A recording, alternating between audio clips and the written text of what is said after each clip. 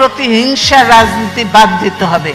প্রতিশোধ প্রতিহিংসা দিয়ে কোনোদিন কোনো কিছু হতে পারে না। প্রতিশোধ প্রতিহিংসা রাজনীতি বাদ দিয়ে জাতীয় ঐক্য করলেই সম্ভব। এখানে একটু আওয়ামী লীগ আর বিএনপির মধ্যে পার্থক্য। বিএনপি সবসময় জাতীয় ঐক্য, প্রতিশোধ প্রতিহিংসার ঊর্ধ্বে সকল নিয়ে কাজ করতে চায়। এই হাসিনা আজকে দেশের এই অবস্থার জন্য সম্পূর্ণভাবে হাসিনা দায়ী। কারণ প্রতিশোধ নেওয়ার জন্য হাসিনা এই কথাটা বলেছে, উনি বলে এটা ঠিক হচ্ছে না, কিন্তু হাসিনা বলেছে আমি প্রতিশোধ নেওয়ার জন্য।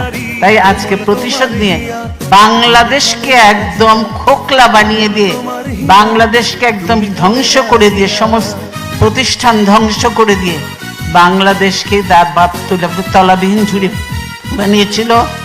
এবারে তার থেকেও নিচে কোথায় কোন কি বানাবে আল্লাহর নামে বাংলাদেশকে ধ্বংস করে দিয়ে তিনি হয়তো দেশের থেকে চলে যাবে।